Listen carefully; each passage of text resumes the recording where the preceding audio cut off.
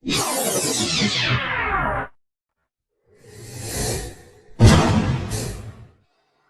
हम कक्षा 10 का पाठ डायरी का एक पन्ना के 50 से 60 शब्दों वाले प्रश्नोत्तर करेंगे।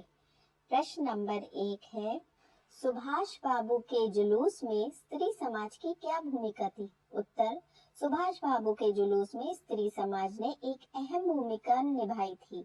महिलाओं ने जगह जगह से जुलूस निकालने की तथा ठीक स्थान पर पहुंचने की तैयारी और कोशिश की थी। स्त्रियों ने मॉन्यूमेंट के सीढ़ियों पर चढ़कर झंडा फहराकर घोषणा पत्र पढ़ा था तथा पुलिस के अत्याचारों का सामना किया था। विमल प्रतिभा, जानकी देवी और मदालसा आदि ने जुलूस का सफल नेतृत्व किया था। प्रश्न 2, जुलूस के लाल बाजार आने पर लोगों की क्या दशा हुई? उत्तर, जुलूस के लाल बाजार आने पर पुलिस ने एकत्रित भीड़ पर लाठीचार्ज किया। सुभाष बाबू को पकड़कर लॉकअप में भेज दिया गया। स्त्रियों का नेतृत्व करने वाली मदालसा भी पकड़ी गई थी। उसको थाने में मारा भी गया। इस जुलूस में लगभग 200 व्यक्ति घायल हुए, जिनमें से कुछ की हालत गंभीर थी। प्रश्न नंबर 3 है, जब से कानून भंग का काम शुरू हुआ तब से आज तक इतनी बड़ी सभा ऐसे मैदान में नहीं की गई थी। यहाँ पर कौन से और किसके द्वारा लागू किए गए कानून को भंग करने की बात की गई है? क्या कानून भंग करना उचित था? पाठ के संदर्भ में अपने विचार प्रकट कीजिए।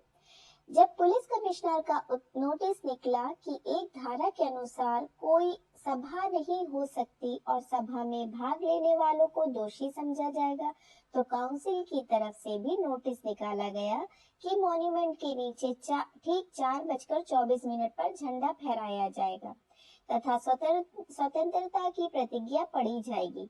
इस तरह से पुलिस कमिश्नर द्वारा सभा स्थगित करने जैसे कानून को काउंसिल की तरफ से भंग किया गया था, जो उचित था, क्योंकि इसके बिना आजादी की आग प्रज्वलित न होती। प्रश्न 4, बहुत से लोग घायल हुए, बहुतों को लॉकअप में रखा गया, बहुत सी स्त्रियां जेल गई, फिर भी इस दिन को अपूर्व बताया गया है। आपके विचार में ये सब अपूर्व क्यों है? अपने शब्दों में लिखिए।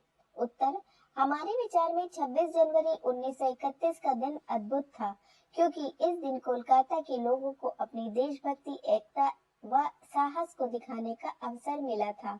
उन्होंने देश का दूसरा स्वतंत्रता दिवस पूरे जोश और उत्साह के साथ मनाया। अंग्रेज प्रशासकों ने उन पर और विशेष रूप से महिला कार्यकर्ताओं पर अनेक अत्याचार किए, लेकिन पुलिस द्वारा किया गया क्रूरता पूर्ण व्यवहार भी उनके इरादों को बदल नहीं सका और न ही उनके जोश कम कर पाया। राष्ट्रीय झंडा फहराने और स्वतंत्रता की प्रतिज्ञा करने का जो संकल्प उन सब ने मिलकर लिया था, उसे उन्होंने यातनाएं सहकर भी उस दिन पूरा किया। निम्नलिखित का आशय स्पष्ट कीजिए। आज तो जो कुछ हुआ वो अपूर्व हुआ है। बंगाल के नाम या कलकत्ता के नाम पर कलंक था कि यहाँ काम नहीं हो रहा है, वो आज बहुत अंश में धुल गया। इसका आशय है कि स्वतंत्रता प्राप्ति के लिए इतना बड़ा आंदोलन बंगाल या कलकत्ता में नहीं हुआ था। यहाँ के विषय में लोगों के मन में जोश नहीं था। ये बात कलकत्ता के माथे पर कलंक थी, लेकिन इसे 26 जनवरी 1931 को हुई स्वतंत्रता संग्राम की पुनरावृत्ति ने धो दिया। इस संग्राम में लोगों ने बढ़ चढ़कर भाग लिया था और लोग जेल भी गए। लोगों के अंदर देशभक्ति की भावना का संचार हो चुका था। खुला चैलेंज देकर ऐसी सभा पहले नहीं की गई थी। इसका आशय स्पष्ट कीजिए। प्रस्तुत पंक्ति का ये आशय है कि कलकत्ता के इतिहास में ये पहली बार हुआ था कि पुलिस कमिश्नर द्वारा निकाले गए नोटिस के बावजूद भी काउंसिल द्वारा उन्हें खुली चुनौती दी गई कि न केवल एकजुट होकर झंडा फहराया जाएगा, अपितु स्वतंत्रता की प्रतिज्ञा भी पढ़ी जाएगी। पुलिस द्वारा ये नोटिस भी जारी किया गया कि इन सभाओं में भाग लेने वालों को दोषी समझा जाएगा। तब भी बड़ी संख्या में न केवल पुरुषों ने बल्कि महिलाओं ने भी जुलूस में भाग लिया और सरकार द्वारा बनाए गए कानून को भी भंग किया। आजादी के इतिहास में ऐसी खुली चुनौतियां देकर पहले कभी कोई सभा आयोजित नहीं हुई थी। इस पृष्ठ पर पाठ से संबंधित अन्य प्रश्नों के उत्तर दिए जा रहे हैं।